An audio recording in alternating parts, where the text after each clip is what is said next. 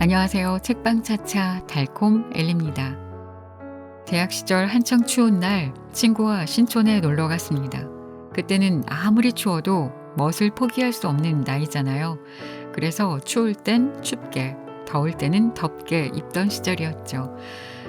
그렇게 길에서 오들오들 떨며 버스를 기다리고 있었는데 그런 제가 안 돼 보였던지 한 남자가 다가와서 본인이 요 앞에서 커피집을 하는데 너무 추워 보여서 그런다며 공짜로 커피 한 잔을 줄 테니 마시고 가라고 하더라고요. 지금 같으면 모르는 사람이 뭐라 말하면 쳐다도 안 볼 텐데 또 그때는 넙죽 따라갔습니다.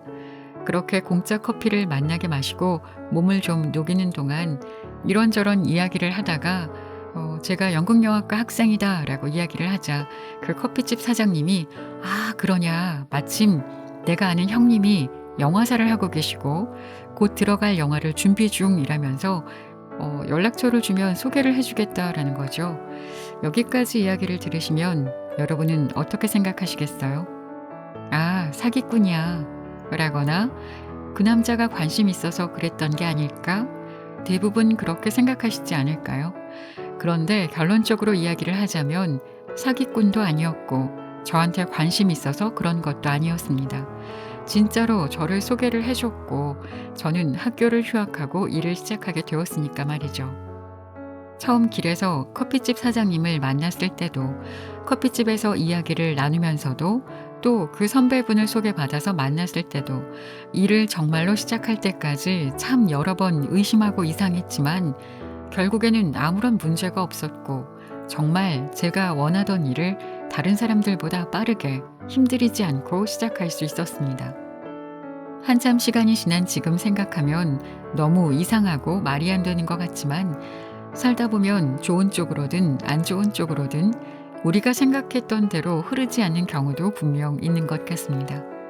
내가 직접 겪어보지 않는다면 믿을 수 없거나 그냥 한 귀로 흘려 들을 수 있는 이야기들이 있죠. 그래서 딴에는 상대방을 생각한다 랍시고 긴 시간 떠들어대는 조언이 어떨 때는 별 도움이 되지 않는 것 같습니다. 제 이야기를 조금 들려드렸는데 자세하게 이야기를 하자면 재미있는 이야기이긴 한데 너무 길어지고요. 제가 하고 싶은 이야기들이 오늘의 책 좋은지 나쁜지 누가 아는가에 다 담겨 있으니까요. 잘 들어보시면 될 것 같습니다. 유시화 작가님의 책은 전에도 한번 소개를 한 적이 있었죠. 새는 날아가면서 뒤돌아보지 않는다. 그 책도 참 좋아서 여운이 길게 남았었는데 이번 책 역시 정말 좋습니다. 스스로 많이 생각하게 해주는 그런 책이거든요. 힘들거나 우울하거나 지쳐있는 사람들에게 이렇게 손을 내밀어서 잡아주는 것이 아니라 온기가 닿을 듯 말 듯 등을 살짝 토닥여주는 느낌이랄까? 힘들다고 투덜대는 나에게 응원과 격려의 말을 더해주는 게 아니라 그냥 고개를 끄덕이며 다정한 얼굴로 묵묵히 들어주는 그런 느낌이었습니다. 자, 그럼 오늘의 책 좋은지 나쁜지 누가 아는가? 지금부터 시작해 볼까요?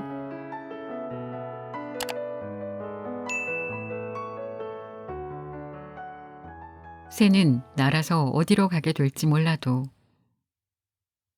한 여성이 남편을 잃고 딸과 함께 살았다.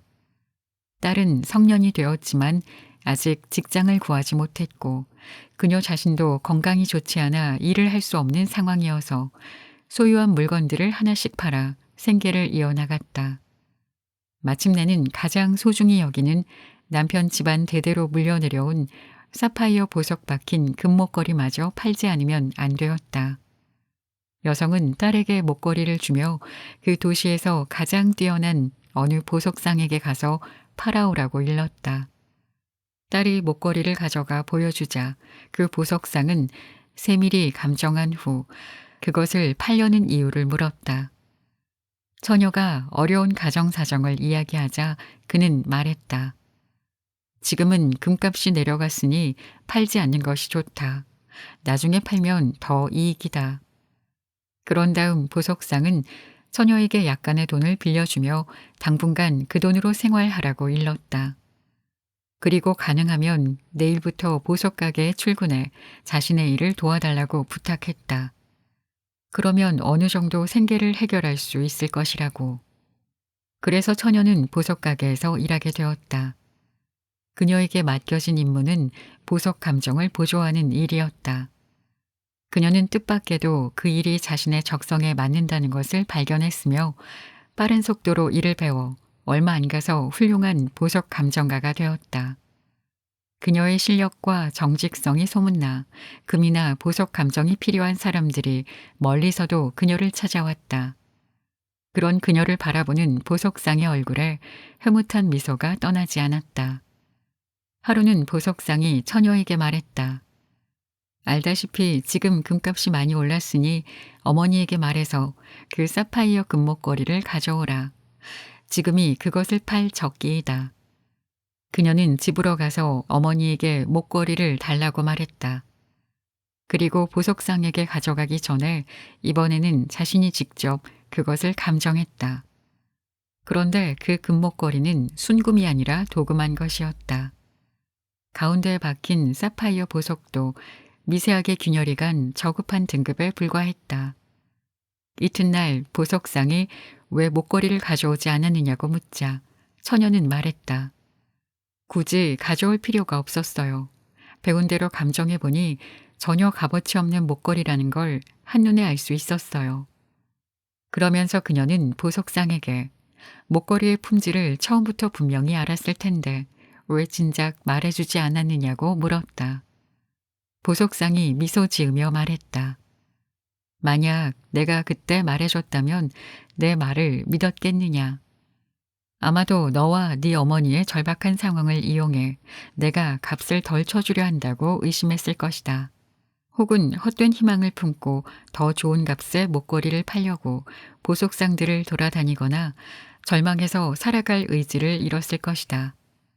내가 그때 진실을 말해준다고 해서 우리가 무엇을 얻었겠는가? 아마도 내가 보석 감정가가 되는 것은 불가능했을 것이다. 하지만 지금 너는 보석에 대한 전문 지식을 익혔고 나는 너의 신뢰를 얻었다. 경험을 통해 스스로 가짜와 진짜를 알아보는 눈을 갖는 일은 어떤 조언보다 값지다. 직접적인 경험을 통해 자신의 판단력을 갖게 된 사람은 남을 의심하거나 절망하느라 삶을 낭비하지 않는다. 다만 자신의 길을 갈 뿐이다. 우리는 다른 사람이 그 길에 이르는 과정을 섣부른 충고나 설익은 지혜로 가로막지 말아야 한다. 경험하지 않고 얻은 해답은 펼쳐지지 않은 날개와 같다. 삶의 문제는 삶으로 풀어야 한다. 히말라야 트레킹을 다니기 시작한 초기에 나는 네팔의 랑탕 지역에 오를 계획을 세웠다. 10월과 11월이 가장 좋은 시기이지만 장발의 여행자가 카트만두 게스트하우스에 여장을 풀었을 때는 1월이었다.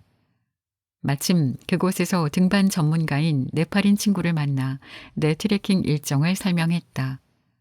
샤브루베시라는 지역에서 출발해 해발 3,800m의 칸진 곰파까지 갔다가 내려오는 일주일 코스였다. 지난번 트레킹 때는 셀파족 가이드와 함께 많은 짐을 지고 갔기 때문에 이번에는 홀가분하게 배낭도 최소한으로 줄여 혼자서 떠날 생각이었다. 이미 몇 번의 트레킹 경험이 있었기에 나름 자신감이 넘쳤다. 슬리핑 백도 없이 단촐하게 떠난다는 내 얘기를 듣고 그 친구는 약간 염려하는 표정을 지으면서도 고개를 끄덕였다. 그리하여 그 랑탕 트레킹은 내 인생에서 티베트 여행과 맞먹을 만큼 고통스러운 경험이 되었다. 산길은 상상한 것보다 훨씬 험하고 복잡했다. 안내자가 없으니 수시로 길을 잘못 들어 일주일 코스가 열흘로 바뀌었으며 산악 주민들도 그저 뒷동산에 놀러온 듯한 내 차림을 보고 놀라서 쳐다보았다. 샤브루베시에서 출발할 때의 세련된 모습과는 완전히 다르게 열흘 뒤 카트만두로 돌아왔을 때는 장발의 유목민으로 변해 있었다. 그러나 고통스럽기만 했는가. 그 후 20번 넘는 히말라야 트레킹을 했지만 가장 기억에 남는 여정이 랑탕 트레킹이다. 눈과 영혼을 압도하는 가느시 히말의 설산 풍경 때문만이 아니다. 중간에 가게에서 야크 털실로 짠 두툼한 재킷과 장갑, 모자를 사야 했을 만큼의 견딜 수 없는 추위. 무엇보다 현지인들의 인정 어린 도움을 잊을 수 없다. 슬리핑백 없이 산악지대의 겨울밤을 나는 것은 불가능했으므로 게스트하우스 주인들의 배려로 진흙화로의 불씨가 타닥거리는 부엌에서 잠을 잤다. 덕분에 주인 가족들과 많은 얘기를 나누었으며 이 인간과 인간의 교류는 이후 내 트레킹 방식을 바꿔놓았다. 고산지대의 강렬한 햇빛에 얼굴은 폭탄 맞은 것처럼 그을리고 입술은 부르트고 몸은 녹초가 되어 돌아왔지만 정신은 어느 때보다 싱그럽고 눈빛은 형형했다. 그때 그 네팔인 산악 전문가를 다시 만났다. 내가 물었다. 왜 나한테 말해주지 않았지? 랑탕 지역의 환경을 잘 알면서 어떤 장비가 필요한지 왜 조언해주지 않았어? 친구가 말했다. 직접 경험하는 것이 너에겐 더 좋으니까. 그리고 앞으로도 계속 트레킹을 할 테니까 말이야. 도중에서 필요한 장비와 도구들을 구할 수 있으리란 걸 난 알고 있었어. 어떻게든 문제를 해결해 나갈 수 있으리란 것도. 삶은 설명을 듣는 것이 아니라 경험하는 것이다. 경험은 우리 안의 불순물을 태워버린다. 만약 그 친구가 필요한 조언을 아끼지 않았다면 랑탕 트레킹은 내 혼에 그토록 깊이 각인되지 않았을 것이다. 나는 그때 그 길들이 나를 기다리고 있었다고 믿는다. 경험자들의 조언에 매달려 살아가는 나를 직접 불확실성과 껴안게 하려고 미지의 영역에 들어설 때 안내자가 아니라 눈앞의 실체와 만나게 하려고 결국 삶은 답을 알려줄 것이므로 새는 날아서 어디로 가게 될지 몰라도 나는 법을 배운다는 말을 나는 좋아한다. 그것을 큰일로 만들지 말라. 한 사람이 라디크 지역을 여행했다. 해발 3,500m의 레시네에 있는 게스트하우스에 여장을 푼 그는 먼저 도착한 투숙객이 휴대용 산소호흡기를 코에 대고 누워있는 것을 보고 말로만 듣던 고산병을 실감했다. 3층 객실을 오르내리는데도 숨이 찼다. 곧이어 머리가 지끈거리고 어지럼증이 밀려왔다. 저녁을 먹은 후에는 속이 메스꺼리고 증상이 더 심해지는 기분이었다. 하루만 휴식을 취하면 된다고 숙소 주인이 말했지만 시간이 지날수록 머리가 조여오고 심장이 두근거렸다. 비싼 돈을 내고 대여한 산소호흡기도 별 효과가 없어 보였다. 그리하여 고산병에 대한 공포가 시시각각 커져만 갔다. 3일째 되는 날 의사가 와서 진찰을 하고 혈중 산소 농도를 측정한 후 단순한 소화불량이라며 약을 처방했지만 불안감을 떨칠 수 없었다.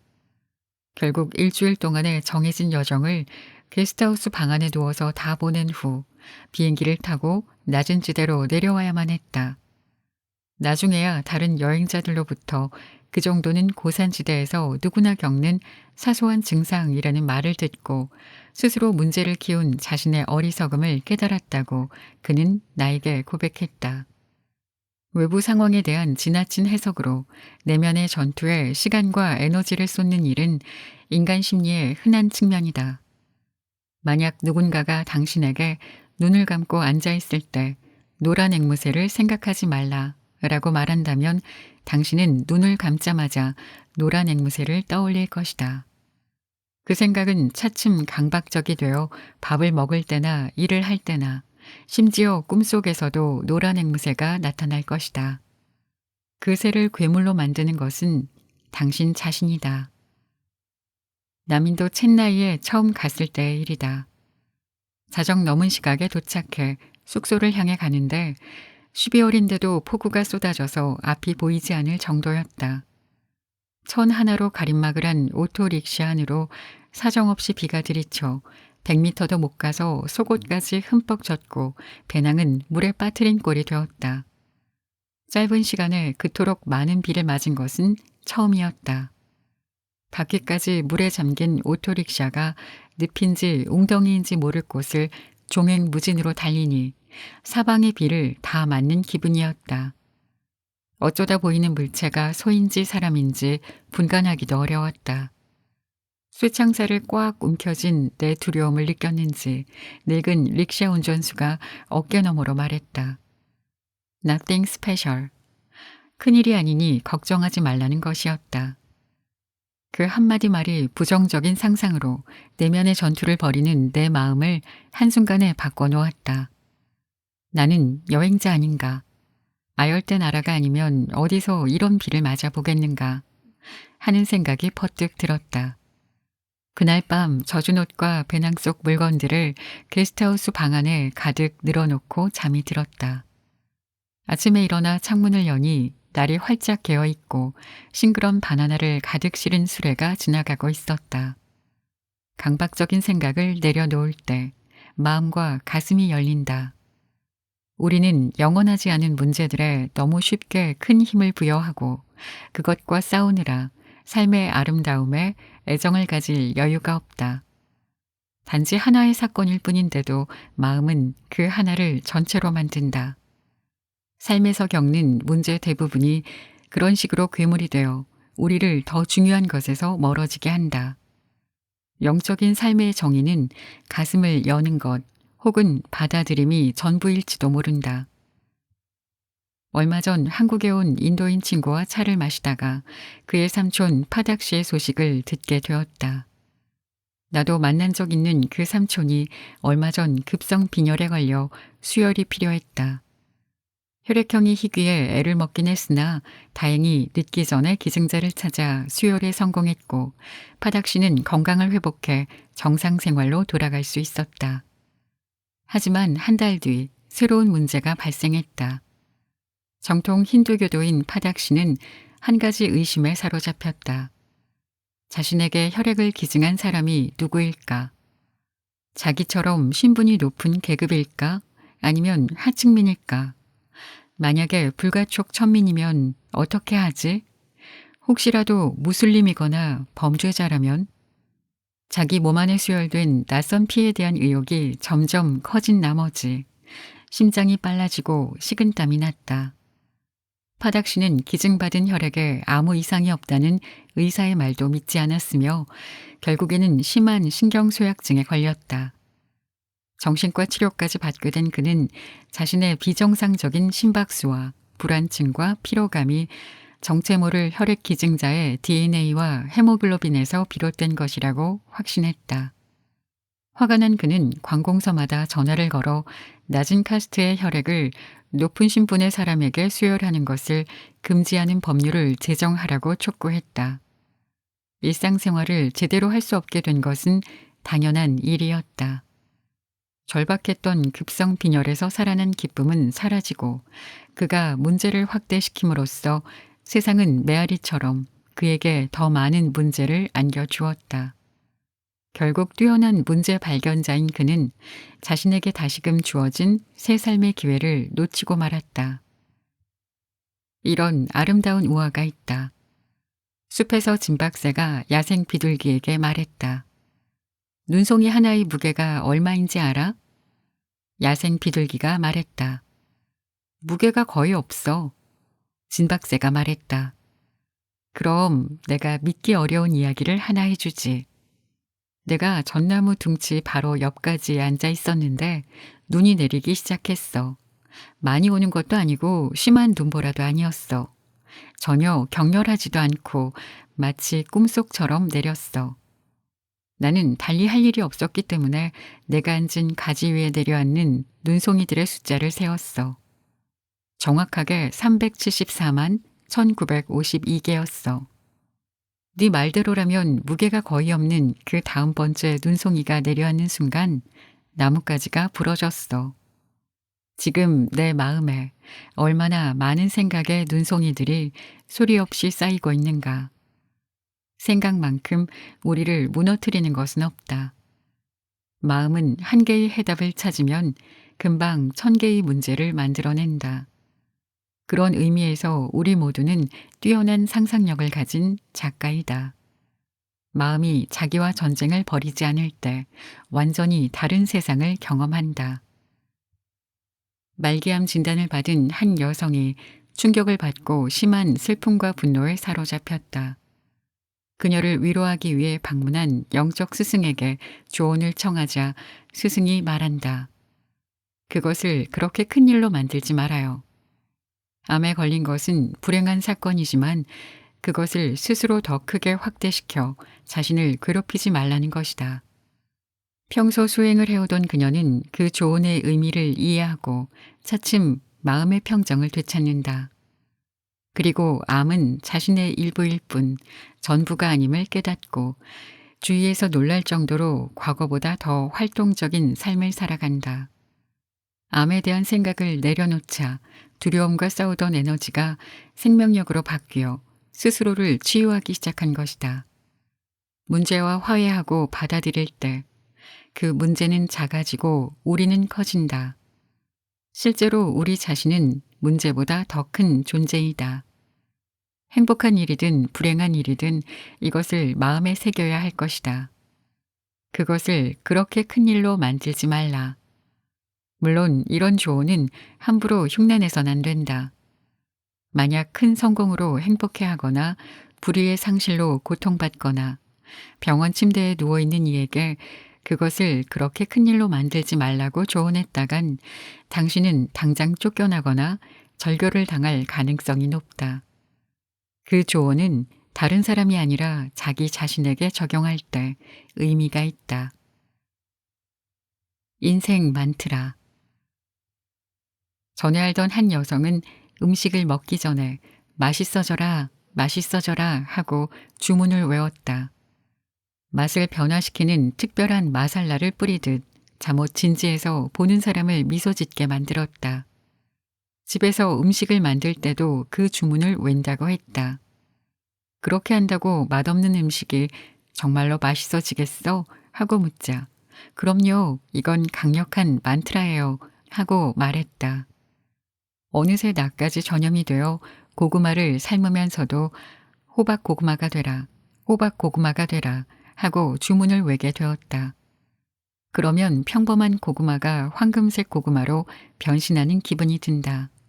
물론 자기 최면이다.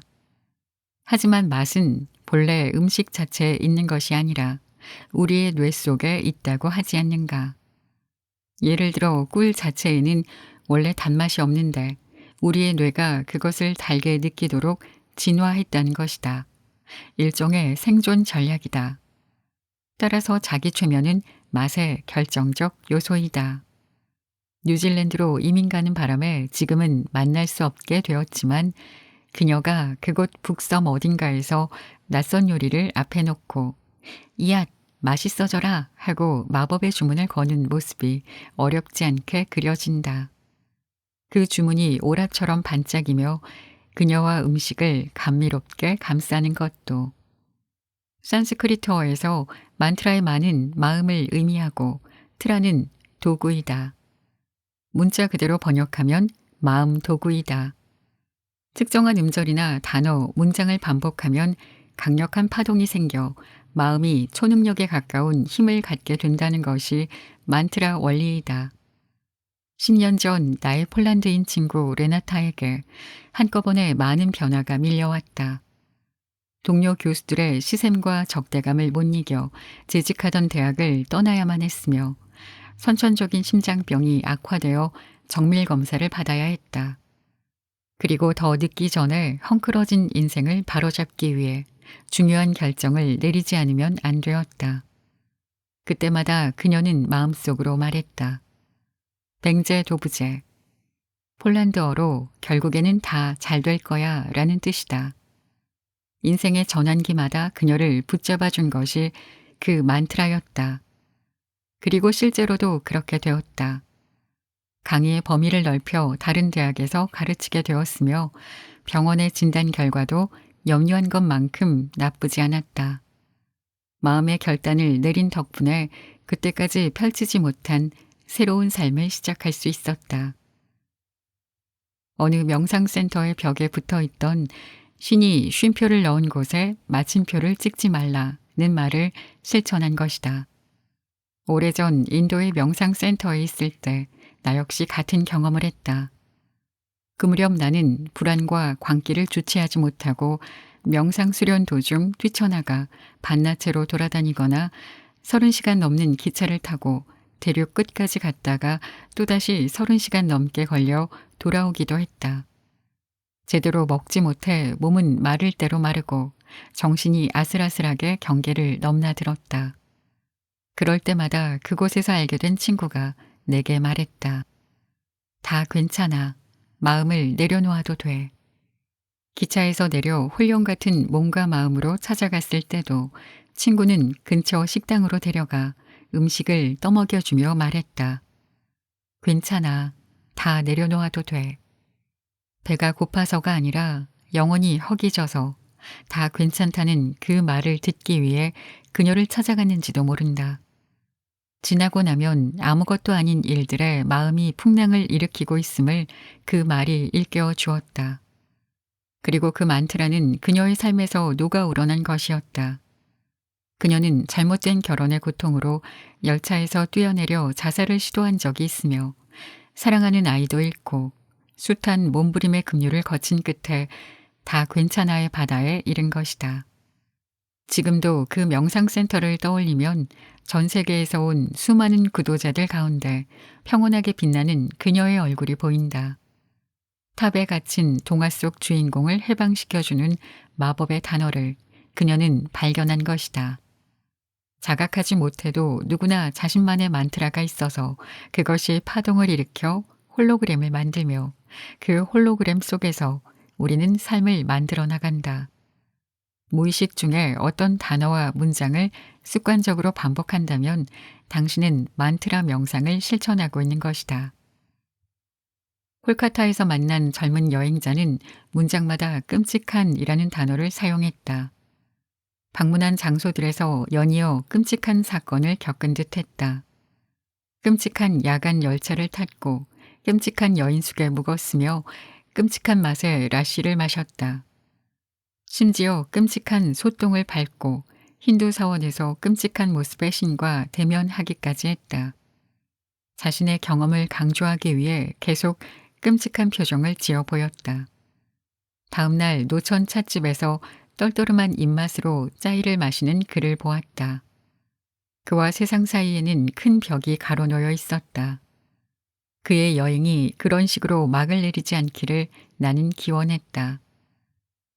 어느 현자가 시골을 여행하고 있을 때 한 여인이 소문을 듣고 그를 찾아왔다. 아픈 아이가 있어서 도움을 청하기 위해서였다. 현자가 그녀의 집으로 향하자 사람들이 모여들었다. 현자는 아이의 이마에 손을 얹고 기도를 시작했다. 그때 사람들 속에서 한 남자가 소리쳤다. 병원약도 듣지 않는데 당신의 기도가 효과가 있겠소? 현자가 남자에게 버럭했다. 넌 기도에 대해 아무것도 모르잖아. 바보 같은 놈. 그 말에 남자가 분개하며 얼굴이 붉게 변했다. 그가 욕설을 퍼부으려는 찰나 현자가 미소 지으며 말했다. 내 말 한마디가 그대를 그토록 흥분시킨다면 내가 하는 기도도 치료의 힘을 갖고 있지 않겠는가. 그렇게 해서 현자는 그날 두 사람을 치유로 인도했다. 마음속에서 하는 말을 조심하라는 격언이 있다. 다른 사람은 듣지 못해도 자기 자신이 듣고 있기 때문이다. 어떤 단어는 무의식 속에서 정신을 부패시키고 어떤 단어는 기도처럼 마음의 일항에 떨어져 희망과 의지를 발효시킨다. 부패와 발효는 똑같이 시간이 지남에 따라 나타나는 현상이지만 어떤 미생물이 작용하는가에 따라 해로운 변질과 이로운 변화로 나뉜다. 네 말이 내 귀에 들린 그대로 이루어지리라는 단순한 성경 속 구절이 아닐 것이다. 가면이 얼굴을 누르듯 우리는 내면의 부정적인 목소리에 귀 기울이고 그것을 무의식적으로 되뇌인다. 앤드류 뉴버그는 단어가 뇌를 바꾼다 해서 단 하나의 단어일지라도 신체적 감정적 스트레스를 통제하는 유전자에 영향을 미친다 라고 설명한다. 사랑과 평화라는 단어를 말하는 것만으로도 우리의 뇌 기능이 변화한다는 것이다. 곰돌이푸에서 푸는 피글렛에게 오늘은 무슨 날이야? 라고 묻고 내가 가장 좋아하는 날이야 라고 스스로 대답한다. 푸가 즐겨하는 매일매일의 주문이다. 내 만트라는 숨이다. 불안할 때 혹은 감정적이 되거나 화가 날 때, 생각이 무의미한 방향으로 달려갈 때, 나 자신에게 숨 하고 말하며 심호흡을 한다. 그러면 감정이 다스려지고 마음이 안정되며 지금 이 순간에 온전히 존재하게 된다. 자신에게 거는 마법의 주문. 당신의 인생 만트라는 무엇인가? 그 단어와 문장 안에서 긍정이 발효되고 있는가? 좋은지 나쁜지 누가 아는가? 대학 졸업을 앞두고 장차 무엇을 할까 고민하던 중에 친구가 모 언론사에 입사 지원서를 구해왔다. 그는 함께 지원하자며 내게도 한 장 내밀었다. 잘하면 외국 특파원으로 나갈 수도 있다는 친구의 말이 결정적이었다. 우리는 운이 좋으면 히말라야로 취재를 떠나 성자나 외계인과 인터뷰하는 특종을 터뜨릴 수 있을지 모른다고 농담을 하며 열심히 지원서를 작성했다. 그런 우스갯소리를 한 것은 미래에 대한 불안감을 잊기 위한 나름대로의 전략이었다. 필기시험은 열흘 뒤였다. 지금도 서울 북악터널 부근에 있는 국민대학교 앞을 지나갈 때면 그때의 일이 떠오른다. 시험장이 그곳이었다. 어떤 과목이든 자신 있다고 큰소리치면서 곰팡내 나는 월세방에서 밤새워 예상 문제집을 풀었다.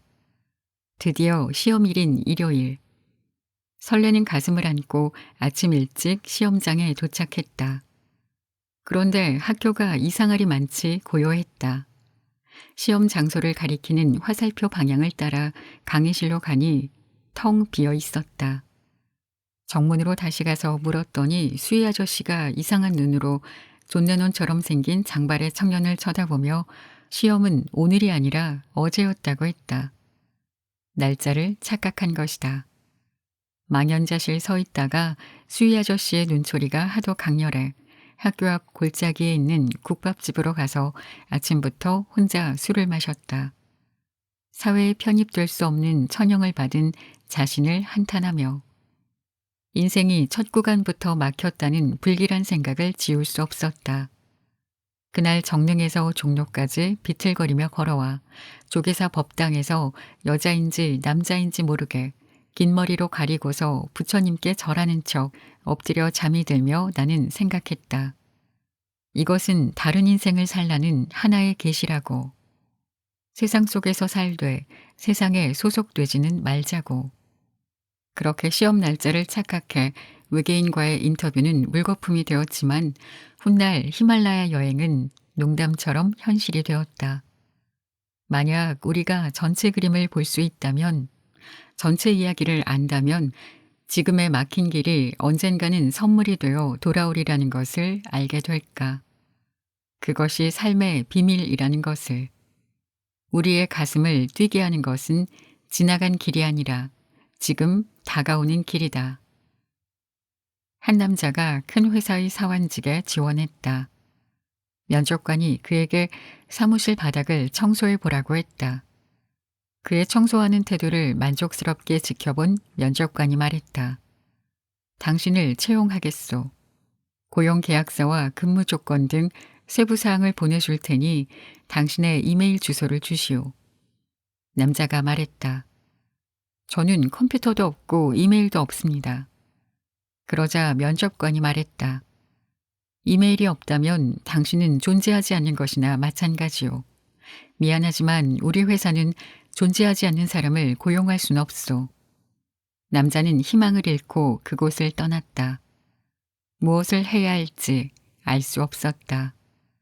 주머니에는 단돈 10달러가 전부였다. 고민하던 그는 과일 도매상에 가서 10달러짜리 토마토 한 상자를 샀다.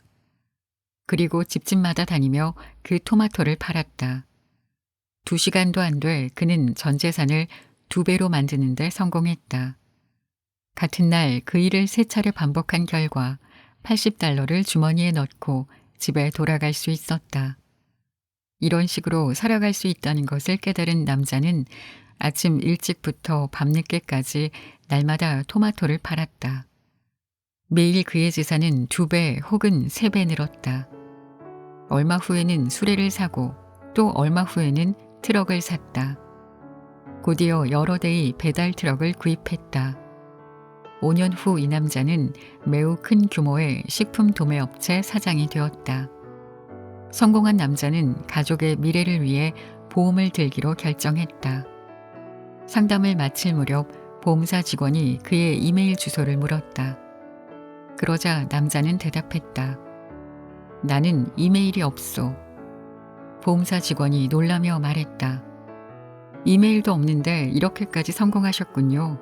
만약 이메일이 있었다면 지금쯤 무엇이 되어 있을지 상상이나 하시겠습니까? 남자는 잠시 생각하더니 대답했다. 아마도 사원으로 일하고 있겠죠. 좋은지 나쁜지 누가 아는가. 삶의 여정에서 막힌 길은 하나의 계시이다. 길이 막히는 것은 내면에서 그 길을 진정으로 원하지 않았기 때문인지도 모른다. 우리의 존재는 그런 식으로 자신을 드러내곤 한다. 삶이 때로 우리의 계획과는 다른 길로 우리를 데려가는 것처럼 보이지만 그 길이 우리 가슴이 원하는 길이다. 파도는 그냥 치지 않는다. 어떤 파도는 축복이다. 머리로는 이 방식을 이해할 수 없으나 가슴은 안다. 재미있게 들으셨나 모르겠습니다. 소개하고 싶은 내용은 너무 많은데 허락받은 분량은 있고 그래서 내용을 고르기가 참 어려웠습니다. 오늘 소개했던 내용은 아니지만 마음에 콕 와닿았던 이야기가 있어서 짧게 전해드려보자면 우리가 누군가를 좋아하고 그 사람과 함께 있고 싶어지는 이유는 단순히 그 사람이 좋아서만이 아니라 그 사람과 함께 있을 때 나 자신이 좋아지고 가장 나다워지기 때문이다. 그런 행운을 가졌는가? 누군가가 당신에게 나는 너와 함께 있을 때의 내가 가장 좋아 라고 말할 수 있는 내게 그런 생각을 가지는 사람이 있을까요? 있었으면 좋겠습니다. 제발. 반대로 저 스스로에게도 물어보게 되네요. 누군가와 함께 할 때 나 자신이 좋아졌던 때가 있었던가 하고요. 여러분은 어떠신가요? 지금까지 책방차차 달콤 엘리였습니다. 감사합니다.